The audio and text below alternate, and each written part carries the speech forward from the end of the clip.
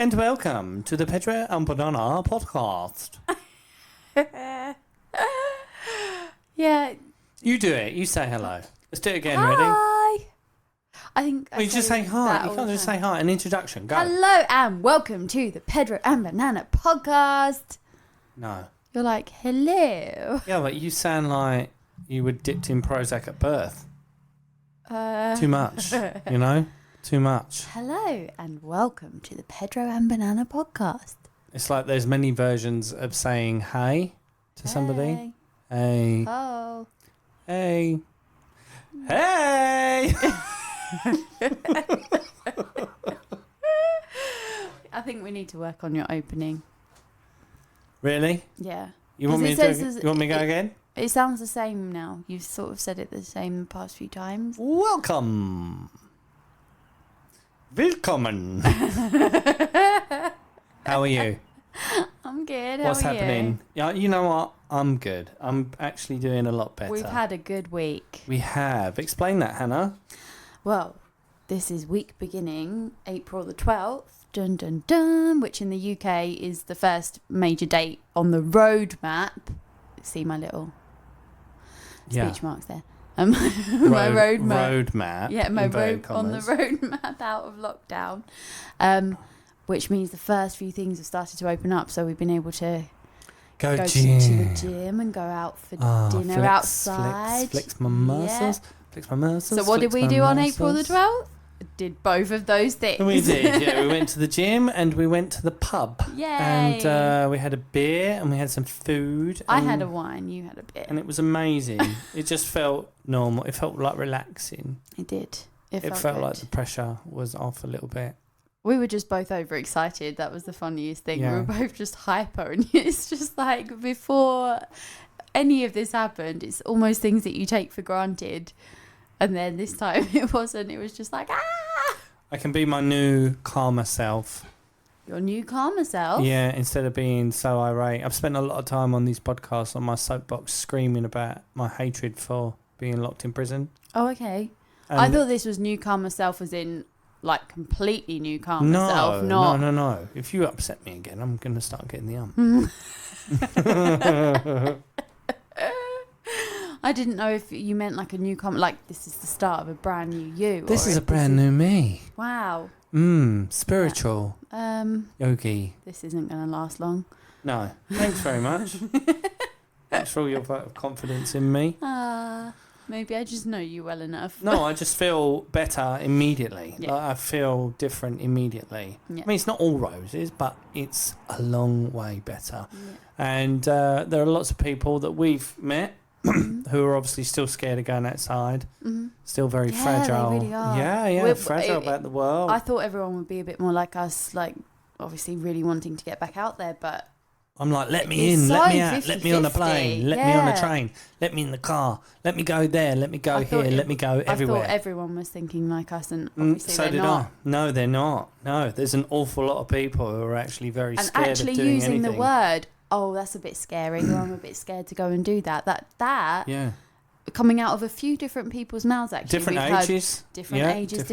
Different backgrounds, everything. They've said to us, they've all gone, oh, I was a bit scared, or, oh, no, I'm too scared to go there. And they're using that word. And I'm like, that is such a strong emotion to be feeling. It is. For this kind of thing. And it's so weird to think that there are, like, obviously 50% of us who are feeling that way. We believe in freedom. Yeah. And I hate to say it, but I'm going to say it. I have never been scared of coronavirus, not since day one. I've been far more afraid of having my freedom taken away. Yeah. And while I'm not a nutter, I appreciate there's definitely been a very serious virus. It's not a lie. No, you've followed the guidelines. You haven't been like a rebel. No, I haven't been a rebel. I've followed the guidelines. I've worn masks out of respect for other people, mainly. But in terms of self-preservation, nothing. I literally do not care. Well, it's been such a hard balance because, again, we were discussing this earlier today with somebody, that the fact that so many other things have happened to people over this time, so many other illnesses are still out there that are currently not being dealt with because of COVID, and so many psychological illnesses as well. Yeah. People this has triggered a lot of emotion and a lot of instability. Fucking a bit mad. I'm still not normal. Honestly, it's sent me over the edge a little bit. Yeah. Some of the stuff, It's intense. You don't feel like you. I bought a witchcraft book and started doing spells. I know. That's a full mental breakdown at 41. Don't do that. You may have been heading for it anyway. I don't know if you can blame the lockdown on that. I don't own a Porsche. I didn't Not suddenly yet. develop an infatuation with fishing or whatever other things people do. I think I'm still pretty much me. Yeah. But look, some people you can institutionalise. Yeah. Because it's natural. They're just, they're just meant for it. There's something in their brain, and they go to prison and they feel at home. In it for them. For me, it's a massive problem. I can't deal being trapped with being trapped. Yeah, and whether or not you're trapped is a 6x4 cell or your life indoors. Yeah. Big cell, small cell, still a cell. Yeah. And what crimes would you have to do for a year inside? Think about it. What crime in this day and age could get you a year in prison? You know what I mean? Yeah. Could I have gone out before COVID started, smashed some old lady over the head with a big bit of wood? Yeah. Done a year Please in prison? Don't do that. Well, of course I wouldn't. Nobody should ever do that. Awkward. This is theoretical. Can't I just say this? Yeah. Just thought I should point that out, just in case there is anybody crazy who's. Well, you're implying that I would hit an old lady over the head with a bit of wood, Hannah. Any right-thinking person is not going to go. He's not going to listen to us and go, there's an idea. No, this is what I'm worried about. Because if you think about it being a psychological trigger, think about how many people who would, obviously a lot of crimes have gone down. Like the crime rates have gone down because people have been scared of this virus and staying at home. That's all the crazy people, the murderers and nasty people out there, terrorists, all that kind of thing. They've had a lot of time to sit at home and fester on all of their crazy emotions and crazy ideas. So you're suggesting that because I'm posing the theoretical idea that if I'd have hit an old lady over the head with a bit of wood at the beginning of COVID, would I have done the same amount of time in prison as I've done in prison anyway? That somehow I am triggering a load of mentals to go out and bash old ladies. I just felt like we should put a health warning on it and just a bit of a, this is not what you should do. Well, something else then. Okay, I raided a shop and filled up with loads of... No, I did a gold job. I raided a jeweller's. I filled up the boot of my car with a load of gold, yeah. No old ladies were hurt. And I drove a getaway car and then I got caught. Is that a year? That's more than a year. Is it? I believe so. That's more than a year. What about the old lady? Were you armed? With the old lady, I was. Yeah, obviously, in the robbery. With a bit of wood. In the robbery, well, my car is a weapon, isn't it? That would be more GBH with the old lady, wouldn't it? And you don't know. Other thing you would don't be, know. I feel like you get longer for armed robbery than I want to know. lots of things nowadays. I want people to hit us up on Twitter and tell us what crimes they think you can do a year for, and I will select the one that I feel is most appropriate that I may have chosen to do if I'd have known there was going to be a pandemic. If you're going to do a year inside, like you do would a year prefer inside. to do it in prison, would you? Well, no, I wouldn't. But I feel without being like funny, you were able to exercise. You can exercise in prison. What, with a Peloton? They have PlayStations in prison.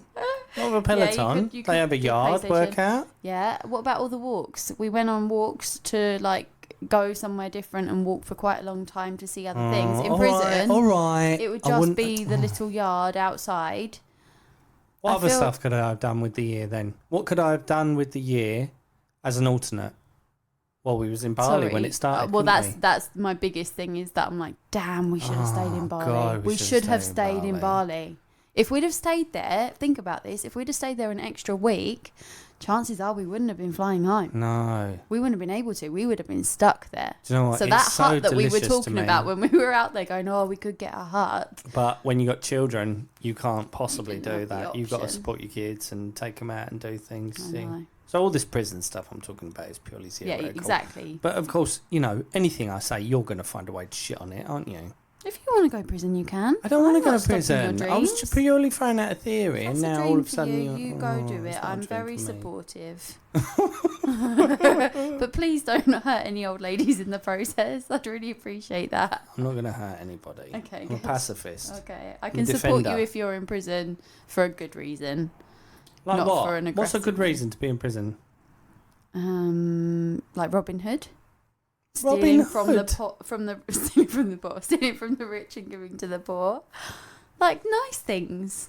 Like so things that are technically illegal but are good for people. Okay, what if she was a really mean old lady and No, you she'd can't spent her attack young old life? ladies. What if in her young life she was like Rose West or something and she'd killed a load of people and she had a load of gold, and if I smashed her over the head with a bit of wood I could get all her gold and give it to the poor hungry children? If she was Rose West, I would highly suggest maybe the better option would have been sneak in her house when she's not there, take the gold, then call the police to get her put in prison, and then you just have the gold and then you haven't hurt anyone.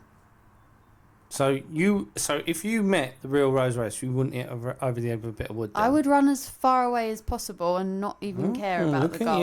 you. Oh, PC Hannah's not doing nothing wrong. Well, no, I didn't say I wasn't going to go back for the gold after, did I? All right, what would it take for you to hit someone over the head with a bit of wood? What have they got to have done to you? They would have to be in the process of attacking me before I hit them over I the see. head. So if I've got a bit of I'm wood like a and I'm weird going to hit you yogi. over the head and you've got a bit of wood, you hit me over the head with the bit of wood. No, we both know if you had a bit of wood and hit me over the head, I'd stand no chance. No, I'd be on the floor. if you hugging a bit know of I'm going wood. to, if you know I'm going to hit you over the head with a bit of wood. And get in there first? Yes. From Yes. behind or where you can see? Where I can see, Yeah, obviously. well then no. Again, this situation All right, then, ends from up with behi- me from knocked out on behind the then. floor holding From the behind. bank of All right, wood. I've got a bit of wood.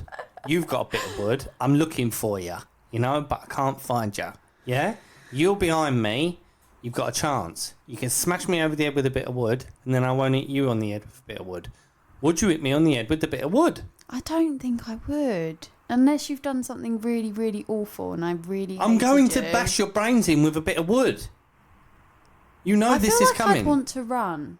Oh, Do you mean if like you trapped me in the house, like locked me in, and you're then, trapped in a room. and then I There's literally, no way out. then I would for you sure. would. Yeah. So you would smash my brains in with a bit of wood. No, I would attempt to, and again, the situation would probably end up with me laying on the floor unconscious, hugging a bit of wood. But the point is, you would hit me over the head with a bit of wood, wouldn't you, Hannah? No, come on. This is not going to go well. What if this actually happens to one or other of us and then the police come round and then they hear this conversation? Exactly. Like, imagine if one of us gets burgled by someone.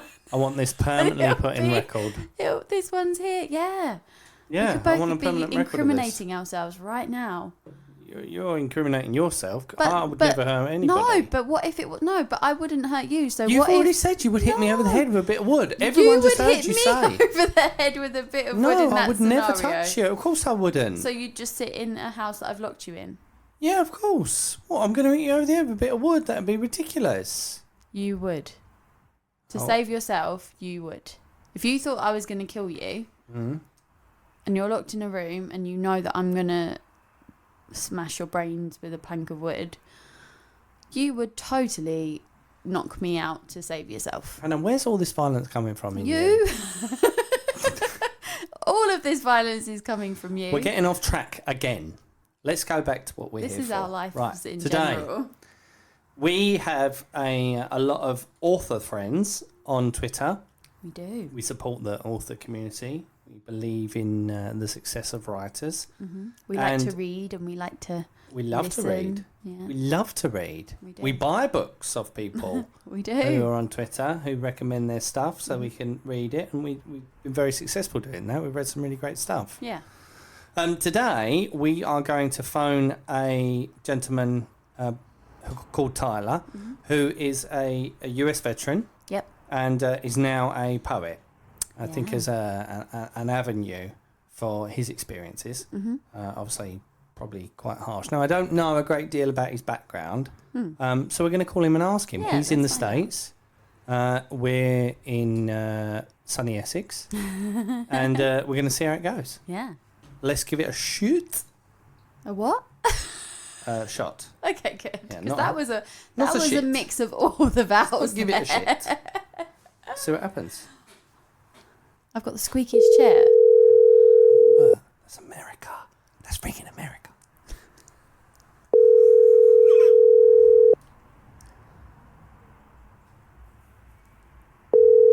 I wonder if he's going to answer. Hello. Hello there. Is that Tyler? Yeah, hey, how you doing? Hi, Tyler. Hi, Tyler. Hello. Can you hear us okay? Right. Oh, yeah, hey, fine. Hey, you guys hear me okay? We can. Really clear, actually. That's better than it has been with people we've spoken to in the UK, I think. Oh, fantastic. Okay. How are Works you for me. doing? Not too bad. Yeah, not too bad. Just kind of relaxing. It's raining here. I don't know about with you guys. It's been on and off all day. It's been one of those horrible days where you don't know whether it's going to be sunny or rainy here. Gotcha. One of those awkward ones where you just don't know what to wear, what coat to put on, anything. Oh, it's the worst. That's why I just hide in the house these days, you know? Whereabouts in America are you? I'm in Long Island, New York.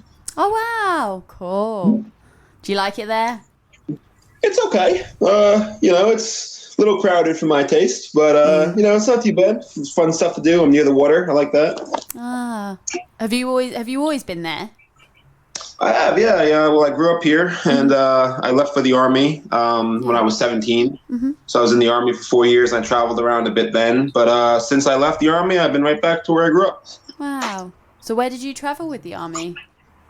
I went to a few places. I was in the Southwest for a bit, Arizona, Nevada, mm-hmm. and I also I spent most of my time in upstate New York, right near the Canadian border. So that was pretty cool. Wow. And so I traveled around all over the states. I was in Louisiana for a bit. I was in Texas for a little bit. Just like kind of in and out of a lot of places. That's cool. I like that. A bit of a mix. Oh yeah, exactly. So were you ever called to combat? No, I wasn't. I wasn't in a combat role. I was involved in combat my whole career, though. I was an intelligence analyst. So I was I studied maps, and I kind of gave suggestions. I gave briefings to leadership. So I was always involved in combat, but I never actually saw any like face to face in that sense. Oh, I see. Wow. So you're super smart. Looks can be deceiving, but yeah, I try. What made you want to do that at 17? What made you want to go down that path?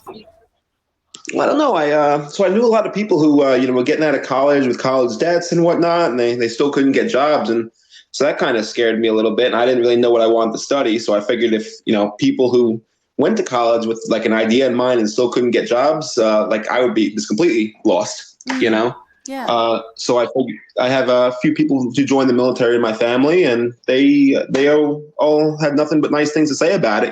They said it was a rough experience, but you grew from it, and that's kind of what I was looking for. Yeah. So I just I took the test, and I qualified for what was a pretty good job, and I just went and did it. It was just kind of like all right, let's new adventure, I guess. Wow, that is really cool. I like that. Wow, so from academia and the military, and now you're in writing. Yes, I am. Yes, yeah. Well, I've always written, even since high school. But since in the military, I kind of transitioned from short stories to poetry, which was pretty interesting. But I'm a writer now, mostly full time. And how's it going? It's going pretty good. I have 4 self-published books. I have a little podcast where I read poems and just kind of talk about things on YouTube, and it's what's called. It's kind of just trugging along, I guess. Oh, well, tell the audience where to find you. I was going to say that. Plug it. You need to plug it. Oh, gotcha. Yeah, so you can find all of my work on my blog. It's bourboncigarettesandsyllables.com. Yeah, if you go there, you can find a link to my YouTube channel. I have a little shop. I actually work with an artist. She's actually absolutely brilliant. She does like these tattoo designs and T-shirt designs and stuff. And you can find a link to her page there. You can find a lot of my poetry on my blog. And anything you need, bourboncigarettesandsyllables.com would definitely be the place to be. That's such a great name. It is great. Thank you. Yeah. Where did that come from? So it was a thing that I used to do in the Army. It was a joke that every weekend, what we do is we'd all pool our money together because we didn't have much money in the service, and we'd get a big bottle of bourbon, a couple packs of cigarettes, and everybody would have a good time for the weekend. We'd smoke the cigarettes and we'd drink the bourbon, we'd have a good time, and I'd always write, and a couple of my buddies there actually they like to write too. It was a way of expressing some of the feelings they had because even though we weren't involved in combat, it was still kind of a rough job because we were face to face with it every day, even though it was just through a computer screen. Yeah. So they would do some writing. So, is this bourbon? We have our bourbon, we have our cigarettes, we have our syllables. So it's kind of where it came from. I love that. That sounds so cool. Oh, thank you very much. So obviously with your writing, you said you used to do short stories and now poetry. What is the inspiration for those sorts of things? Have you got like a theme that you stick to, or is it a mix of things that you write about? Yeah, there's a mix, I'd say. Well, I read a lot of philosophy, and I try to relate it back to my life. And I feel like poetry is kind of where that meets a lot of times. The thing I like about poetry is it's very concise. So sometimes you just have like this fleeting thought. It's like, I usually start a poem with just one line. If you have a one line that you like and you kind of build off of that, and that one line is supposed to kind of, to you, summarize the point you're trying to get at, and then use the rest of the lines to try to build off so other people can understand it too. It's kind of how I look at it. Yeah. It's tough to do that with a short story, because you have to develop the characters and everything like that, which also is, that's a great medium as well. I still do write short stories, but I'm sorry. I still do write short. Yeah, my phone's going crazy. So I still do write short stories, but I guess the meaning that poetry provides is something that really just stuck out to me. I don't know if does that answer your question? I'm sorry. Yeah, no. Yeah, So on a tangent. Yeah. We like to get you on for you to talk about you, because obviously on Twitter we try and really support the writing community, so it's a big part of our Twitter. So to have you on, it's a good opportunity for you to be able to talk about what you do for the audience. Yeah, appreciate it. Yeah, no, I noticed that. That's why I got in contact with you guys. I appreciate this. It's great. It's a long time coming, actually. It's been a while since we sort of first spoke on Twitter to be able to actually have you on. So it's a pleasure to have you today. Yeah, worth the wait. I appreciate it. We haven't asked any of the difficult questions yet. You might not be saying that in a while. Oh, okay. Well, no, we're not. I'm ready. We're not bad, I promise. It's okay.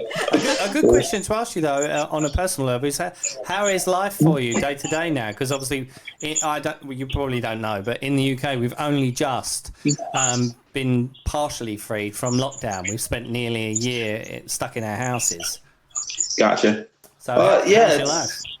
In the beginning, it was kind of scary in the beginning, and then I don't know, things just kind of didn't really change much for me, I guess. My girlfriend, she works at home, and I go to school under the GI Bill, so I get a little housing stipend from the U.S. Army still to keep the bills paid while I'm going to school. Oh, that's good. And I'm doing that.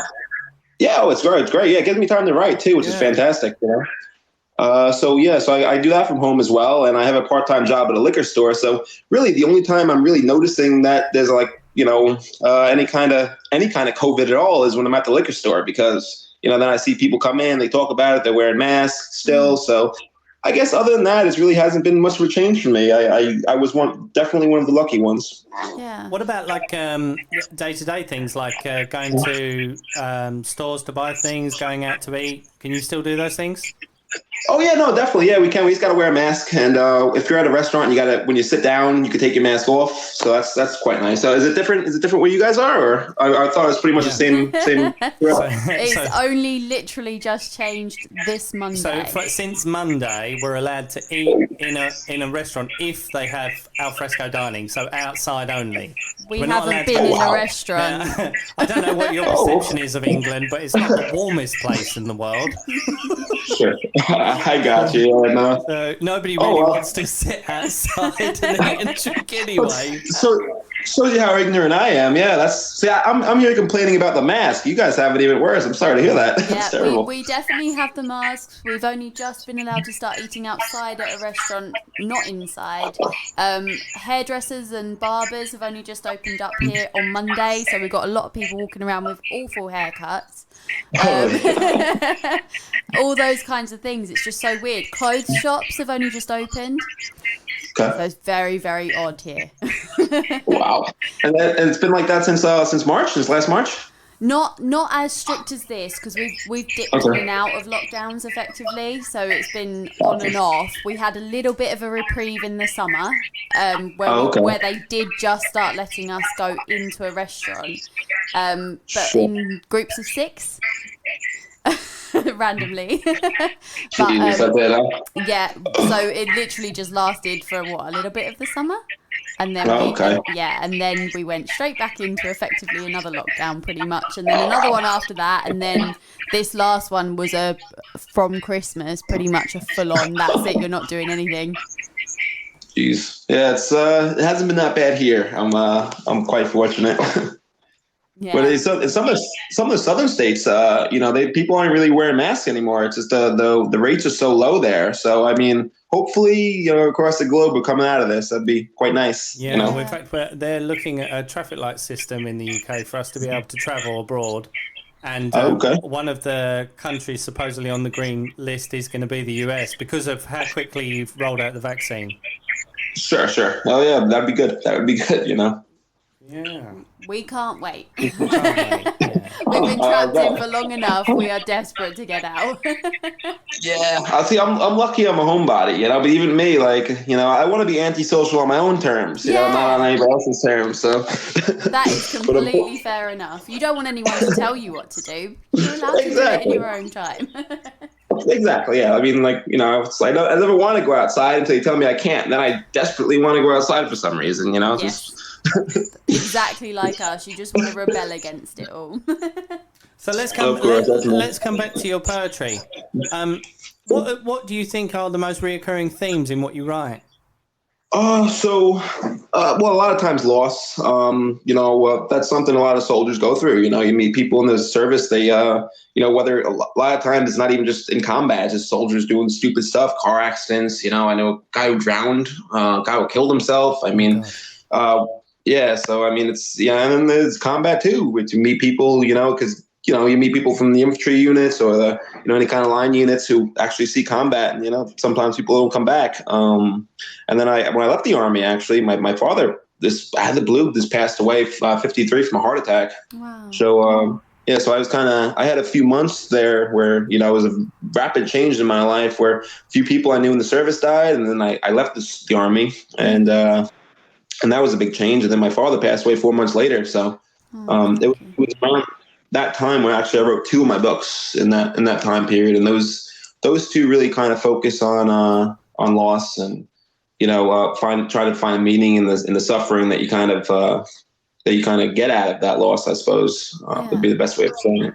Yeah, and that sort of thing is really helpful to people that are going through it, because what a lot of people don't understand is when you do lose people, that although you might have those still with you, close to you, telling you that they'll support you and they'll love you and they'll care for you, and those things are wonderful, of course. But my experience has always been that you generally do go through true loss on your own. Grief is a lonely experience. So being able to sort of reflect in writing, to be able to read it, it is a fantastic source of solace. Oh, absolutely. Yeah, even when I reread some of the stuff I wrote, about a year ago at this point, I'm like, I remember writing it, but the feelings that I had at that particular time came back to me, and not in a bad way though. You figure that's something that you'd want to forget, but not really, because you kind of grow with the pain, and it's something that happened to you, it's something that you experienced. But now that you've been able to articulate it, like you said, it's a private thing, but it's something that you go through as a kind of a growing experience, I suppose. Yeah. And did you find it almost therapeutic to be able to write down all of these things, to write down how you were feeling and what you were experiencing?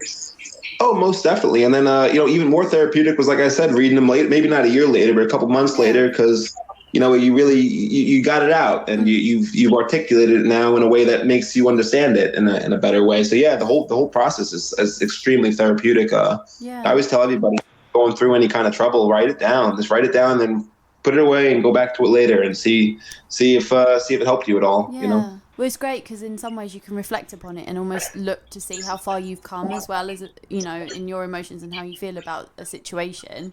It's sort of given you that time, and then you look back and go, oh, actually, I have come a lot further than I thought I had.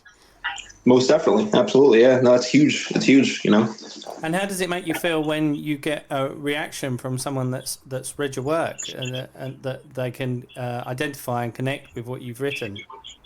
Oh, that's always great, because, I think most people I think could write a pretty sentence, and there's nothing wrong with that. There's there's a beauty to prose that, even kind of meaningless prose, just about a pretty sunset or something like that. Not that that's meaningless, but it's not really personal, you know? No. Everything I write is I try to make it very personal. And if people can reflect on that themselves and kind of see themselves in my own work, like I feel like, okay, I've kind of hit the nail on the head here, you know? And I've gotten that before. And that is the most rewarding part of it, I think, is, you know, because I feel like I've done a pretty decent job, at least if I can articulate an emotion so well that other people can see that and they felt it themselves. And when they get back to me about it, it's really great, you know? Yeah, definitely. It's a wonderful thing. So, and in terms of turning it into an actual profession for budding writers out there, what sources are you using to get yourself noticed and to get sales and to make it happen, if you don't mind us asking? Well, I'm trying to figure out Twitter. So that's been a bit of a, you know, I wouldn't say a roadblock, but it's kind of a learning curve for me because I'm never really much good with social media. Yeah. Also, the WordPress, I use WordPress for my blog, and WordPress has been great. It's a cheap thing. Every 2 years I pay a little fee, and it's really not bad. And I was able to set up for somebody as, you know, technologically unsavvy as me, I was able to set it up pretty easily, and it came out pretty nice. And I'm able to put some of my poetry out there, not just the books, but also just posting random bits of poetry, and people respond to them. And I hope that has sold a few books. I don't know if it has or not, but either way, it's been a good learning experience. So I would definitely recommend a blog. That's definitely a must, I think.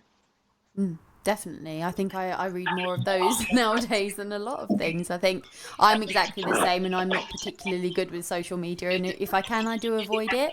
But for finding people like you, like, I prefer Instagram. So I actually find it really interesting to just find someone just out of something so random as a hashtag. I know that sounds so silly, but just to find that one thing that you connect with someone with, and it is great for that kind of thing. Like, we wouldn't be talking to you now. Oh, it's social media has been a wonderful thing. People have been telling me, like I said, something I don't really understand, but what a lot of good comes of it, I think, you know. And a lot of people have been telling me I should get Instagram, but I haven't done that yet. I have Twitter, I have Facebook now. I really should. I'll tell you what's really interesting, actually, that might interest you, is that you mentioned that you work in combination with an artist. Yes. Yeah, well, there's a big thing now around the NFTs.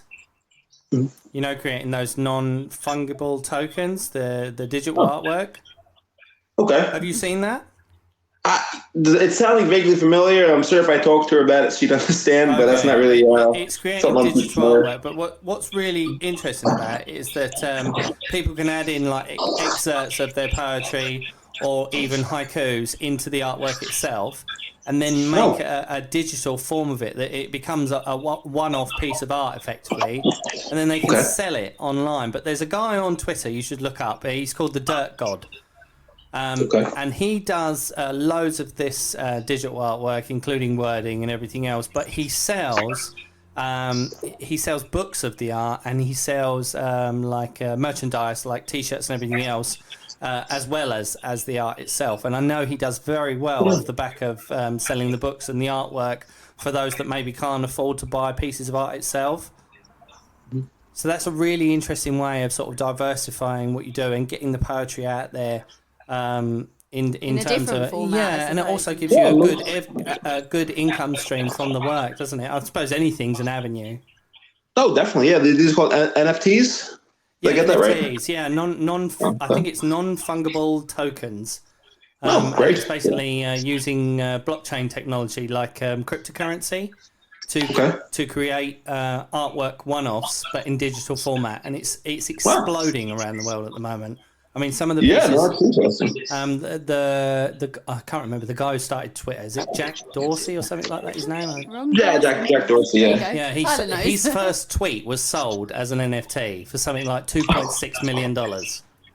Wow. Okay. Yeah. I'll have to look into that. I appreciate that. Thanks. You must look. Yeah, look up the Dirt God, because he does very well on Twitter, just selling merchandise without people buying the artwork, because obviously he puts these one-offs on, hoodies, and it's nice because it includes excerpts of writings as well, which would be great for you. Anything you find really powerful within your text that you could just sort of put as, I don't know, like things that people find a great deal of comfort in, little pep talk statements, don't they, that you can sort of take from excerpts of your Sure. work. It gets you noticed more.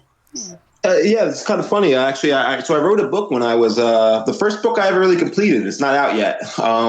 Was when I started writing it when I was about 19. I just finished it about a year and a half ago or so, and it's 365 poems. And I was playing with the haiku syllable structure, 575. Yep. I got real bored with it. I was like, all right, I'm going to create my own. And this is, thoughts you have when you're 19, of course. And it's the syllable structure I made was 7, 6, 5, 4, 3, 2, 1. So each poem kind of had like a pyramid kind of shape. It was pretty interesting. And it was obviously a lot more difficult to finish the poems as the lower you got, finding that one syllable at the end was quite difficult, but I did it. I wrote 365 of them. And the illustrator I'm talking about, she liked it so much that she's like, oh, I want to illustrate some of these. So I haven't published it yet because she's actually illustrating some of the poems, and she's going to kind of integrate it into the work itself. So just kind of reminded me about what you were talking about there. It's kind of interesting. How wonderful, people wearing your writing. Yeah, definitely, right? Yeah, so it'd be cool. very cool. Oh yeah, definitely. So great idea. Oh, well, remind us once again where you can be looked up for the listeners. Sure. bourboncigarettesandsyllables.com.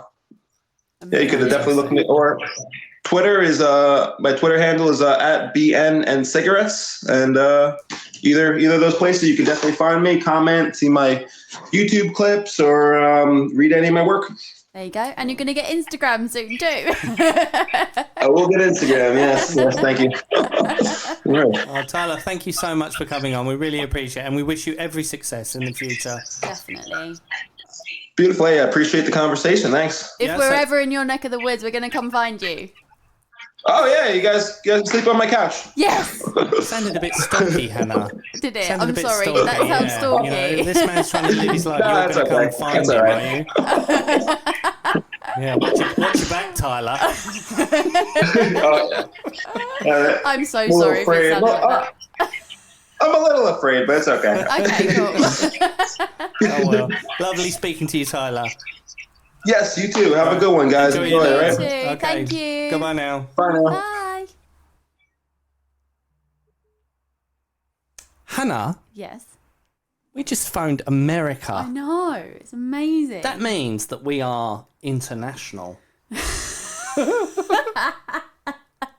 I feel a bit bad about all that stuff we talked about hitting people over the head with bits of wood before we even talked to the lovely Tyler. It was not maybe the right theme that we should have gone down before speaking about poetry and things like that. We should also point out that we have read a lot of his writings, We have. and they're fantastic. And we wanted to try and give him a chance to sort of express himself and talk more about where you could find him to help support that literary, community as much as we Definitely. could. But from our perspective, highly recommend looking up Tyler's work. And doesn't he sound lovely as well? When you speak to someone like that, Yeah. it makes you want to support them and Yeah, read their work. and I speak firsthand from loss in as Yeah. much as I don't want to when I'm going through it. I don't want to talk to people. Some people do. I don't. So I would take a great deal from reading. Yeah. You know, Obviously, in someone's the same way that experience. he took a great deal out of writing it. Yeah, because I suppose it's far more objective in the sense that if I have to have a conversation with someone, they say things I don't like, I've still got to swallow it and answer. Yeah. Where if I'm reading, I can take the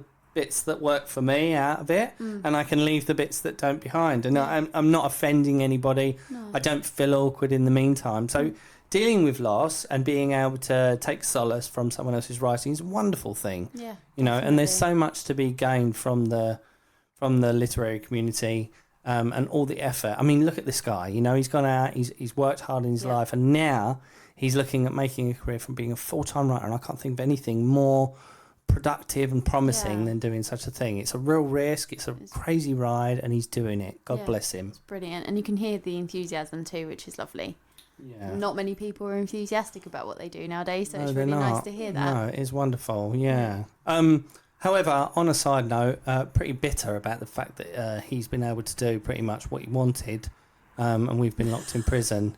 I just want to mention that, Tyler, for when you listen. We are quite bitter about the fact that you've always been able to go to a restaurant. Pedro definitely is. we only get to eat outside in the freezing cold. Yeah, I mean, the food that I had the other day, I specifically picked it so that it would taste good cold. So I had, I know what you said. burger and fries. You said that when you're out and it's cold, that if you drink, because I had beer, you said that if you drink red wine, it warms you up. Yeah, I didn't honestly, know this. it really does. I find it really warming. So, yeah, definitely. They say, what is it, an alcohol coat? You know, on nights out when people go out and they're like dressed in a lot less, and it's like, oh, it'll be fine. I'll put my alcohol coat on. So once you start drinking, your body feels a lot warmer maybe than it is. You know, like winos that obviously down and outs that drink out and about. Yeah. You always think of them. I always think of them as drinking sherry for some reason. Do you? Yeah, but they call them winos. That's quite warming too. Yeah, but it's not the same as wine. What is sherry? What What is it made of? It's like a little. I don't know. We always used to have it at home though. When I was Did you ever drink younger. it? I was always given it for my parents' entertainment on Christmas Eve to try it before it was put out for Santa. Like, it was in a little, really small glass, and they always used to go, "Do you want to try some of Santa's sherry?" And I'd try it, and I'd be like, that would be it, and I would be crying. Very before idea I of went it to makes me bed. feel sick. Do you know what? I went to a party years ago, and everyone had been drinking shots and beers and everything else, and it was getting towards the end of the night, and I was already blatto, and I do mean I was out of it. And the people hosting this party were like, "Yeah, have another shot of this." And they were trying to get this girl, who I didn't really know very well, to drink this shot. And I was like, "What is that?" And they were like, "It's sherry." And she was like, "No, not sherry, not sherry." So I just picked it up and I downed it for her, you know, just so they'd ease off, you know, just to be nice, yeah. It was literally like putting like a gun lighter fluid down in your my throat. head. It was so, it knocked me so, I don't know if it just where it didn't mix with everything else, but sherry is like, oh, it's tangy and sweet and thick. It's disgusting. And I took it like a champ, you know, because I'm a gentleman. That's all I'm saying. Was it your first drink of the night, or had you already had No, quite a I lot? don't know. Oh, I was, yeah, you said you were I was gone. out of it. I Then was already out of It it. probably tasted a lot worse than even you thought. Oh my god! It was like the, you know, the final nail in the coffin. You know, like I probably could have drunk 2 pints of water, took a couple of ibuprofen, and woke up okay. The sherry said goodbye to all that. The next morning, I was sitting outside a McDonald's, just holding one of those little plastic orange juice bottles, shivering. Classy. Very upset. Yeah, very upset. Yeah. And now you just imagine people on the streets when they have their alcohol in bottles. You imagine it to be sherry. Well, I knew a guy years ago. His name was Keith, and he was homeless, but kind of by choice. Like, he had a lot of problems with booze. He definitely had a really jaded past that he didn't like to talk about. He was incredibly funny, but he just, I don't know, he just was an alcoholic. So he'd drink like every day, all day. And it wasn't like he didn't have options of places to stay, because he did, but he just always, I don't know, he just felt at home out and about, riding on trains, drinking, getting in fights. There are stuff some like that. completely And that, like that. yeah, who would that's how prefer he was. that life. He was open about it as well, Yeah. but yeah, he was a... It Not was all do, an obviously, interesting, and definitely the not. reason I relate sherry is because that was his drink. He always had a bottle of sherry every time I saw him. Bottle of sherry, yeah. That's why it's He in liked your to smoke head. lots of weed and drink lots of sherry. That was his thing. Yeah. Ah, there you go. I don't know if it Well, gives don't you. say I don't know ah. if it gives you an alcohol coat or not. The sherry, maybe it does. I don't know, but I know for sure red wine definitely does for me. I was really cold when we got there, and Next then I time- had my first glass of red wine, and I was like, "Oh, Next time I'm going to try the red wine do and it," see if and it then keeps me we'll warm. see. Rather than you wearing my scarf. Yeah, I like your big scarf. Yeah. Oh, thanks for that. That's okay. That pimp coat you wear, does that keep you warm? That Yes, big fluffy coat? What is it with the pimp coats and girls with all the pimp coats now? We're the talking big- about woolen. What are they called, those coats? They're like 3/4 length, fluffy They're kind down of... to like your shins. What are they made of? It's It's like a fleecy, woolly type looking thing. It's like a fashion thing. I'm the worst person for things like this. I don't know, but either way, it is the warmest coat I have ever had. And yet It does doesn't go look all the way warm. down. But it is. It's so much warmer than, you know, my black one that's waterproof with the hood on it. That is freezing in comparison to the big white woolen thing. Can we get you a hat made of the same material as that coat that's got like a feather sticking out of it, and then get you a cane and like a goblet with diamonds on it that you drink your wine out of? Only if you wear it. And can we call you Duke McNasty? oh, you can laugh about my coat all you want, but I'm going to be the warm one and you can sit there wearing my scarf. Okay. Well, you seemed warm in that coat. Oh, so warm, super comfy. Oh, please. Everyone should get one. I'm pleased. Well, look, here's to hopefully ending lockdown, going out. No fourth lockdown bollocks. We don't want to know. We're not interested. And if that doesn't work out, first flight to New York, it seems. It sounds like it. Bum, bum, bum, bum. See you later, Hannah. Bye.